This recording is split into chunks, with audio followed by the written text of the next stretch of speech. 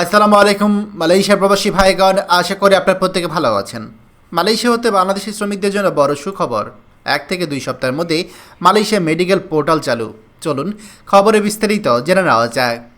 আজ মালয়েশিয়াতে বাংলাদেশি শ্রমিকদের জন্য এক বড় ধরনের সুখবর এসেছে। মালয়েশিয়ার প্রধানমন্ত্রী আনোয়ার ইব্রাহিম এবং বাংলাদেশের প্রধান উপদেষ্টা ডক্টর মোহাম্মদ ইউনূসের অনুষ্ঠিত উচ্চ পর্যায়ে বৈঠকের পর নিশ্চিত হয়েছে যে কলিং ভিসা অবশেষে চালু হচ্ছে, যা বহুল প্রতীক্ষিত এবং শ্রম বাজারে উল্লেখযোগ্য একটি প্রভাব ফেলবে। মালয়েশিয়ার প্রধানমন্ত্রী এবং বাংলাদেশের প্রধান উপদেষ্টা একত্রিত হয়ে আলোচনা করেছেন যে শ্রমবাজার, অভিবাসন এবং বৈদেশিক কর্মী নিয়োগ প্রসঙ্গে। বৈঠকের ফলাফলের ভিত্তিতে নিশ্চিত করা হয়েছে যে শ্রমিকদের জন্য কলিং ভিসা অবশেষে কার্যকর হচ্ছে। তবে গুরুত্বপূর্ণ বিষয় হলো, প্রধানমন্ত্রীরা কিন্তু সরাসরি যে কোনো কলিং ভিসা চালুর সময়সূচি অথবা মেডিকেলের ঘোষণা অথবা কলিং ভিসার অ্যানাউন্সমেন্ট এই সকল বিষয়ে তারা কোনো মিডিয়ার সামনে গিয়ে সরাসরি আলোচনা করে না। এইসব বিষয়ে বাস্তবায়ন হয় সংশ্লিষ্ট মন্ত্রণালয় বা সচিবালয়ের মাধ্যমে। এখন প্রশ্ন করতে পারেন যে কালে কলিং ভিসা চালু তো হচ্ছে, সেই কলিং ভিসা চালুর প্রক্রিয়া কী?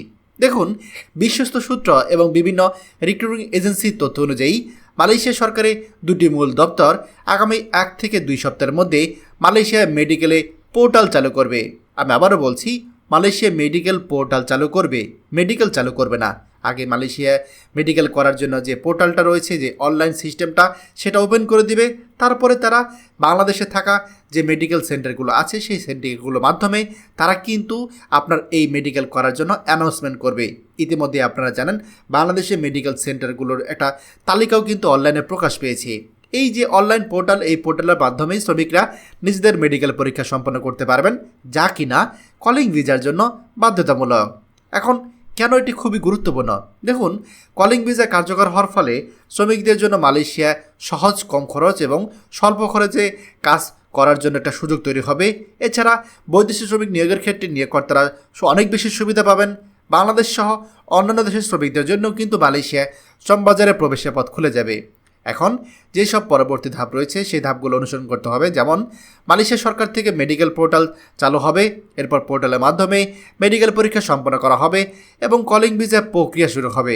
খুবই বিশ্বস্ত সূত্র থেকে জানতে পেরেছি যে এই প্রক্রিয়া শুরু হওয়ার সঙ্গে সঙ্গে শ্রমিক নিয়োগে উল্লেখযোগ্য একটা অ্যানাউন্সমেন্ট আসতে পারে। তাই যারা মালয়েশিয়া কাজের জন্য আগ্রহী, তাদেরকে অবশ্যই প্রয়োজনীয় কাগজপত্র প্রস্তুত রাখতে বলা হয়েছে।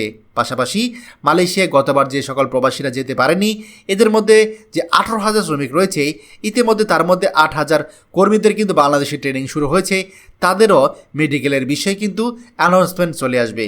তাহলে বুঝতেই পারছেন যে কলিং ভিসার একটা অফিসিয়াল পথে কিন্তু বাংলাদেশে প্রবাসীরা এগোচ্ছে। অর্থাৎ মালয়েশিয়াতে আমাদের প্রধান উপদেষ্টা ডক্টর মোহাম্মদ ইউনূসের যে সফরটি হয়েছে, সেই সফরটি অনেকাংশেই সফল বলে আপনারা ধরে নিতে পারেন। খবরটি আমাদের মালয়েশিয়া প্রবাসী সকল ভাইদের সাথে এখনই শেয়ার করে সবাইকে এই গুরুত্বপূর্ণ খবরটি জানার সুযোগ করে দিন। আর আপনি যদি আমাদের এই চ্যানেল নতুন হয়ে থাকেন, অবশ্যই আমাদের চ্যানেলটিকে সাবস্ক্রাইব করুন মালয়েশিয়া সকল গুরুত্বপূর্ণ খবরাখবর সবার আগে পাওয়ার জন্য। ধন্যবাদ সবাইকে। আমাদের সকল ভিডিও আপডেট সবার আগে পেতে আমাদের চ্যানেলটিকে সাবস্ক্রাইব করুন। সাবস্ক্রাইব করতে সাবস্ক্রাইব বাটনে ক্লিক করুন এবং বেল আইকনে চাপুন, যাতে আমাদের কোনো নতুন ভিডিও আপনি মিস না করুন।